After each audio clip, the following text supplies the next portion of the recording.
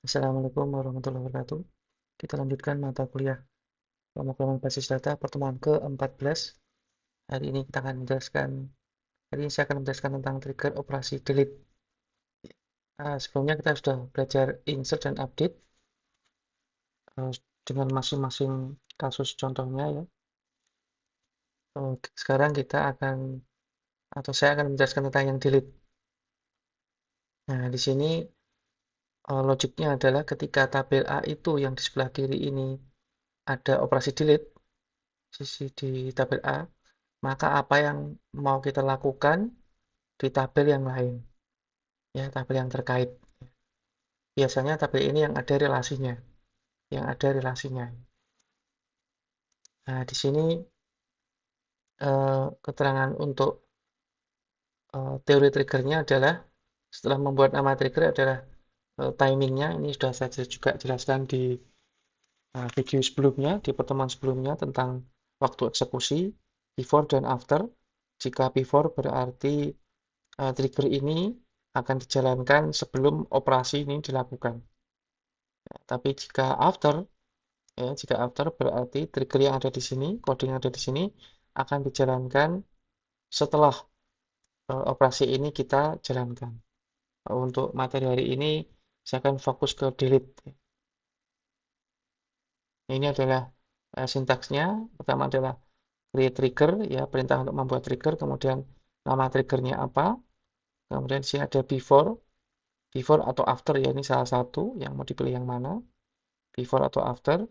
Delete, operasinya adalah delete on pada tabel apa, pada setiap barisnya apa yang mau dilakukan. Jadi ya, body triggernya nanti di sini. Di kasus yang sudah saya pakai sebelumnya, saya akan menerapkan contoh trigger delete. Di sini jika ada penghapusan pada tabel transaksi, ya, maka data terkait pada record yang dihapus itu pada tabel D transaksi juga akan dihapus. Ya, jadi di sini penghubungnya adalah nota.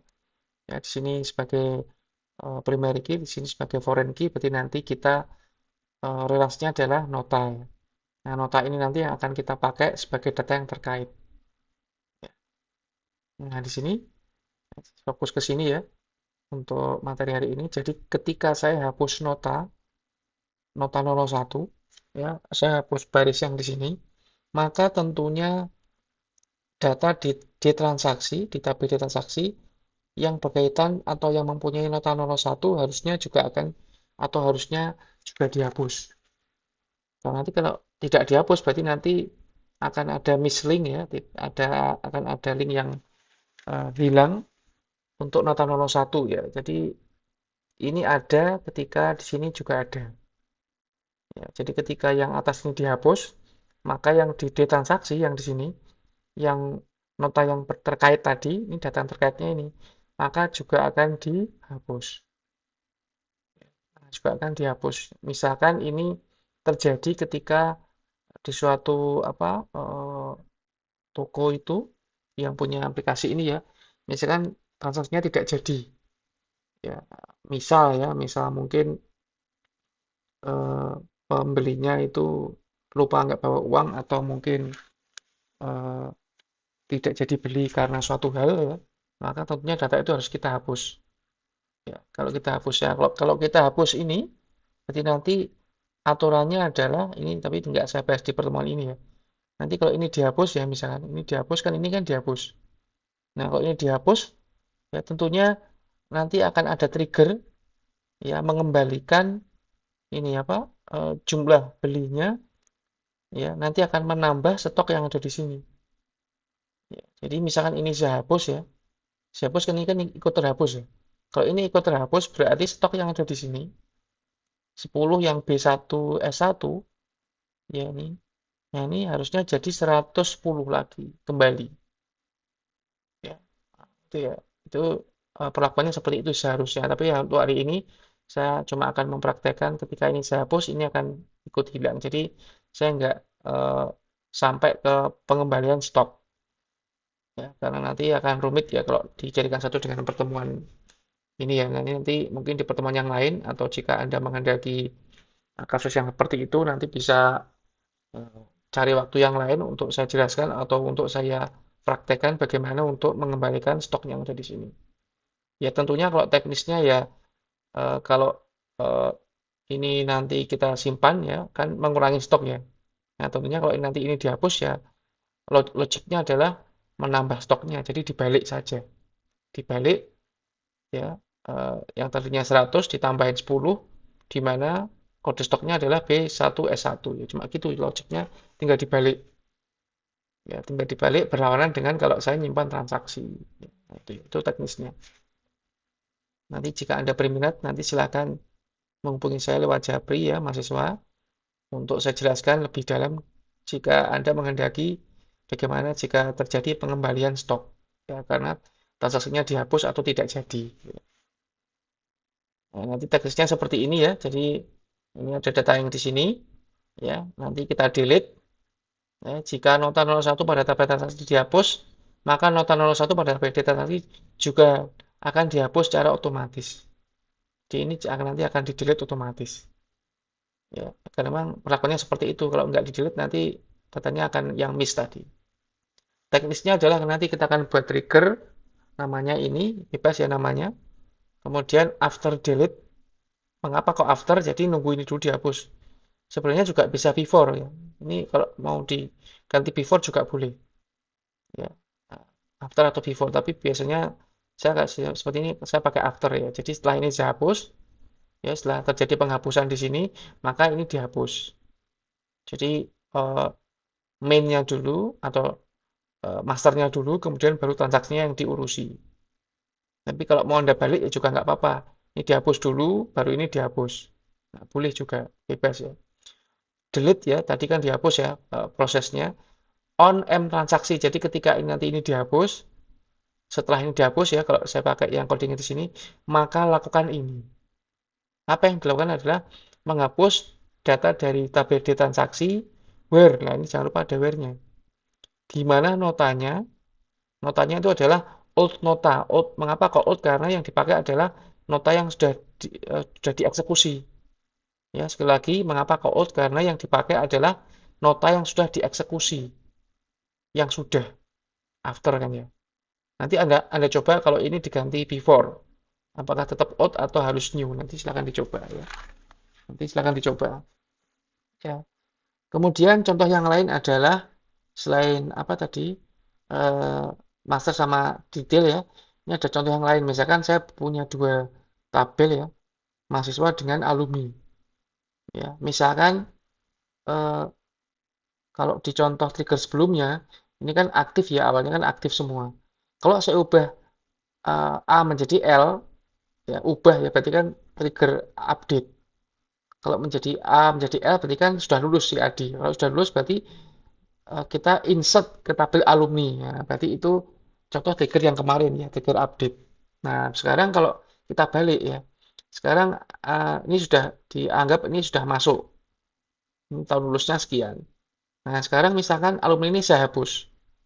Kalau ini saya hapus, berarti kan dianggap adik itu tidak pernah kuliah tidak pernah tercatat sebagai mahasiswa. Ya, entah sebab apa ya, ini misalkan saja. Nah, ketika ada data yang dihapus pada tabel alumni, maka data MLS dengan NPM tersebut maka juga akan dihapus secara otomatis. Jadi misalnya ini saya hapus ya, saya kasih trigger, kalau ini saya hapus juga ngapus yang di sini. Nah, itu berarti contoh yang trigger delete. Jadi ketika ada yang dihapus di sini, maka apa yang terjadi di tabel yang lain. Ini misalkan ini saya hapus juga. Nah, nanti kodenya seperti ini. Critical hapus alumni, after delete on alumni, setelah ada penghapusan di sini, pada setiap barisnya maka akan juga menghapus data di tabel MHS untuk NPM yang terkait. Nah, ini kan tadi kan nomor satu ya, berarti yang dihapus yang ini. Yang ini tidak ikut dihapus. Nah, nanti ya. Kemudian contoh yang ketiga, ini misalkan, ini saya perbesar dulu ya. Nah, ini misalkan ada dua tabel, MHS dan KRS, ya, misalkan. Ya, ini, seperti contohnya ini sama ini. Ketika saya melakukan penghapusan pada tabel mahasiswa, Berarti harusnya juga menghapus data di KRS dengan data yang terkait. Data terkaitnya apa? Ya eh, relasinya kan ini kan pakai NPM ini ke sana. Jadi nanti kaitannya itu dengan NPM atau NIM ya. Nah, ini contoh triggernya adalah create trigger hapus KRS saat hapus mahasiswa. Misalkan ini panjang ya namanya. Ini. Kemudian isinya adalah setelah ada penghapusan pada tabel mahasiswa, ya, pada setiap barisnya, maka hapuslah data KRS terkait. Nah, ini ya, data terkait itu ini.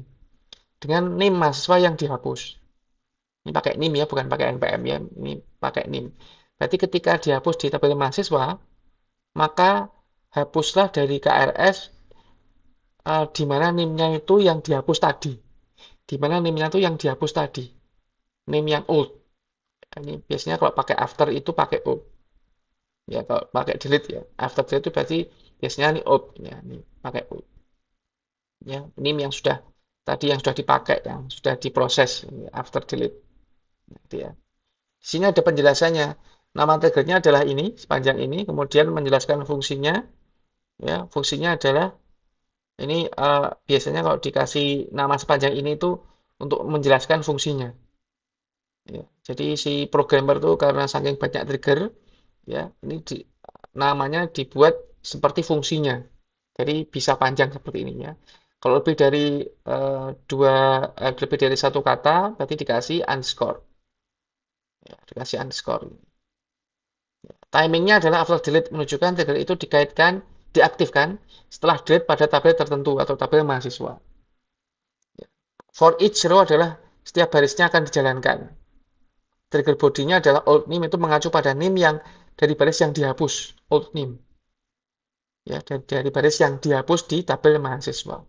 Kemudian delete from KRS menghapus baris data dari KRS di mana kolom name-nya sama dengan name yang tadi dihapus pada tabel mahasiswa. Jadi KRS itu mengikuti NIM yang dipakai di mahasiswa itu yang dihapus yang mana. Itu yang dihapus, jadi tidak dihapus semua.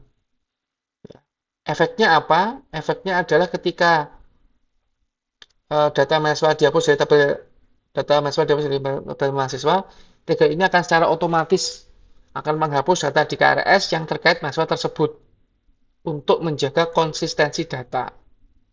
Kalau tidak dihapus, berarti nanti misalkan data mahasiswa itu dihapus tapi di KRS-nya enggak, nah nanti KRS-nya akan mereverse ke siapa? Mengacu ke siapa? Karena datanya mahasiswa sudah dihapus. Ya. Ada NIM-nya tapi nggak ada mahasiswanya, itu kan bahaya, itu nggak konsisten datanya.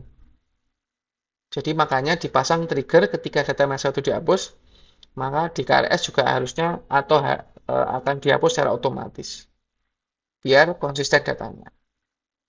Manfaatnya adalah trigger ini akan membantu integritas data, ya, dengan memastikan data KRS selalu konsisten dengan data atau sudah selalu valid ya di reverse dengan data mahasiswa. Jadi tidak ada mahasiswa yang eh, tidak ada KRS yang mahasiswanya tidak diketahui atau tidak ada, itu tidak ada. Ya, itu namanya konsisten. Jadi mahasiswa yang di KRS selalu ada datanya di mahasiswa, selalu ada. Ya, itu manfaatnya. Mengurangi kebutuhan untuk melakukan penghapusan KRS secara manual. Jadi ini bahaya ya kalau KRS itu tidak boleh dihapus secara manual ya sebenarnya. Ya, beda lagi kalau memang eh, dia tidak jadi melakukan KRS di semester itu ya, mungkin karena ada halangan di semester itu sehingga dia tidak jadi kuliah di semester itu ya, itu baru boleh ya, baru boleh dilakukan penghapusan KRS secara manual. Maksudnya secara manual itu adalah dihapus data dari KRS ini, bukan dari mahasiswa ya, karena bisa jadi mahasiswa itu tidak jadi melakukan KRS atau kuliah pada semester itu ya, karena hal yang lain ya, hal sebab tertentu ya. Kemudian meningkatkan efisiensi dan keakuratan data kampus. Jadi biar selalu akurat ya, karena eh, kalau di KRS itu ada NPM yang tidak ada mahasiswanya itu jadi kacau nanti. Ya, jadi untuk keakuratan data, ya itu untuk teorinya.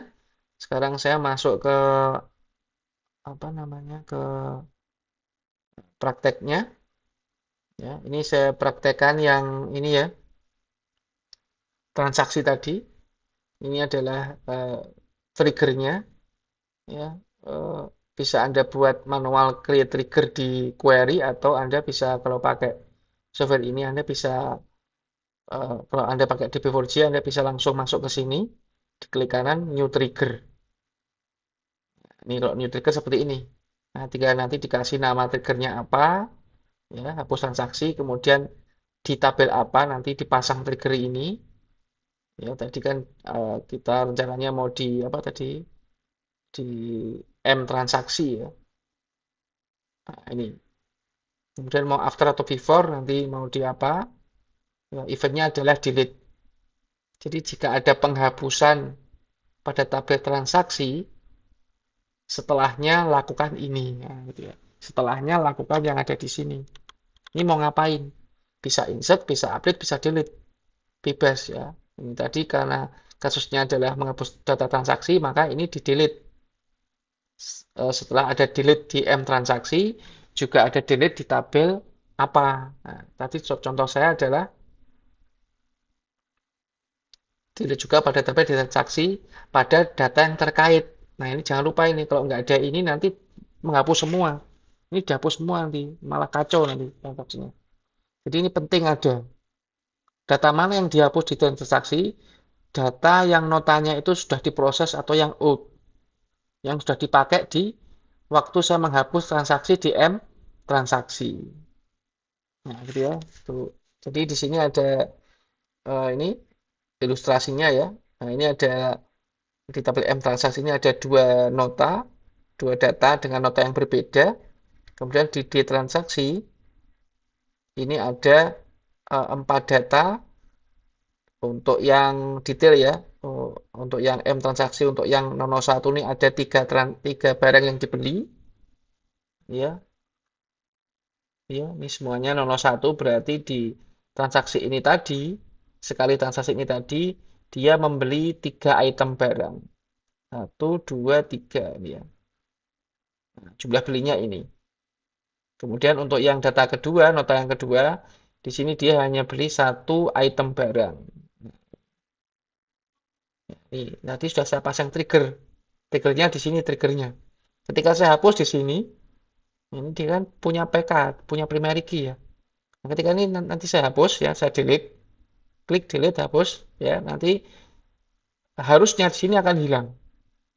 Nah, ini akan hilang. Jadi nota dengan nomor satu juga akan dihapus secara otomatis. Ya, jadi nggak perlu dihapus manual. Atau pula jika ini saya hapus, ya nomor dua, ini juga hilang yang di sini. Nah, yang dihapus yang mana? Nah, sekarang saya praktekkan ya, saya hapus yang nomor dua. Ya, saya hapus yang nomor dua. Ini saya hapus. Nah, ini saya hapus ya. Are you sure to want to delete? Saya yes. Ya, sekarang saya balik ke sini, saya refresh. Nah, ini ya, di empatnya hilang. Ya, di yang 4 yang 02 itu hilang. Ya, saya coba sekali lagi untuk yang di 01. Ini saya hapus ya. Nah, tidak ada transaksi sekarang. Ini harusnya juga hilang semua. Saya refresh. Nah, gitu. Jadi hilangnya ini itu karena ini saya hapus. Terhapusnya data yang di sini tadi itu karena ininya juga saya hapus dengan nota yang terkait. Ya, nota terkait. Nah, kalau notanya nggak terkait juga apa tidak akan ikut terhapus seperti tadi ya. Ketika saya hapus yang 002, 001 nggak ikut terhapus di sini. Tapi ketika 01 di sini saya hapus, di sini ikut terhapus. Nah, itu implementasi dari trigger delete ketika saya hapus di sini, maka di sini akan ada efeknya. Tadi perintahnya adalah saya hapus. Nah, itu ya. Itu nanti bisa Anda praktekkan juga untuk kasus yang Anda punya. Tadi yang apa tadi? Yang alumni. Misalkan di sini ada tabel alumni sini. Ya. Nah, di sini ya. Nah, ini mesti saya tutup dulu biar nggak banyak window. Ya, di sini ada tabel mahasiswa. Nah, ini ya. Ini mahasiswa. Nah, ini. Ya, ini ada mahasiswa, ada alumni. Ya. Ini saya coba apa? cek dulu apakah saya punya trigger apa di sini terkait dengan alumni. Saya munculin dulu ya. Oh, ini delete semua ini. Jadi di sini saya sebelumnya sudah buat trigger ketika saya melakukan penghapusan pada tabel alumni, setelahnya saya juga menghapus ini. Ya, saya menghapus di dua tempat. Yang pertama adalah menghapus from mahasiswa yang tadi yang saya tunjukkan di teori, ya, yang di slide tadi. Ya, kedua saya juga menghapus di tabel login. Ya. Mengapa kok saya juga hapus di tabel login? Kaitannya dengan KRS online. Jadi kalau di alumni dihapus berarti eh, ada dihapusan ada penghapusan di sini juga di MAS juga harusnya dia nggak bisa login lagi.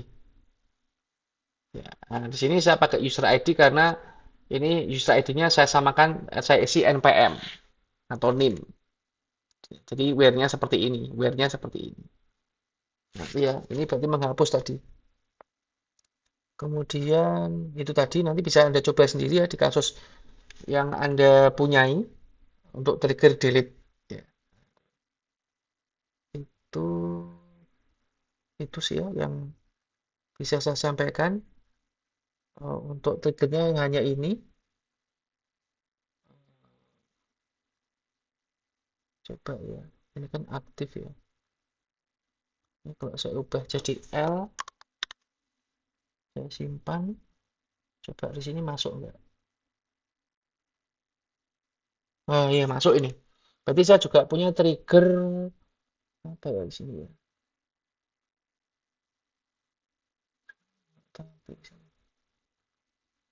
Ubah STS. Nah, ini harusnya nih. Oh iya nih ubah STS. Nah, jadi ini contoh trigger yang kedua tadi kayaknya ya. Yang kedua atau yang ketiga ya. Jadi ketika saya melakukan perubahan di tabel apa tadi MHS, yang tadi kan A. A itu aktif, berarti kan dia belum lulus. Kalau dia belum lulus berarti dia belum jadi alumni. Tapi kalau ini tadi saya ubah jadi L, nah ini dia masuk tabel alumni. Ini alumni, tabel alumni. Ya. Masuk NPM-nya ANI 2026 ya. Tahunnya kan sekarang kan tadi yang saya ambil itu NPM nama dan tahun lulusnya itu saya ambil dari tahun sekarang, tahun di sistem laptop saya ya. Jadi ngikuti itu. Ya, saya misalkan lagi di sini saya tambahkan lagi. Nah, ini ya, ini kan masih L. Saya tambahkan lagi satu mahasiswa ya. 001 Ali A ya. Nah, ini kalau saya simpan kan masih aktif. Nah, ini saya simpan ya. Ini tadi tidak akan masuk di alumni karena dia masih jadi mahasiswa. Ya. Tapi ketika ini saya ubah statusnya, mana tadi ya. Nah, saya ubah ya jadi jadi Ali tadi ya jadi L. Nah, ini kan lulus intinya maksudnya. Saya simpan. Nah, nanti ini di sini dia jadi masuk. Gitu. Ini tadi implementasi untuk eh, trigger update. Jadi ketika ini saya update di suatu tabel, apa yang terjadi di tabel yang lain. Nah, ini ketika ini saya update tadi di sini saya insert ke sini. Nah, sekarang saya balik ya menindaklanjuti yang materi hari ini. Ketika ini saya hapus, ya, ini saya hapus ya, yang 2026, yang 002 ini, ANI, ini harusnya juga ikut hilang yang ANI ini. Ya, saya coba sekarang ya.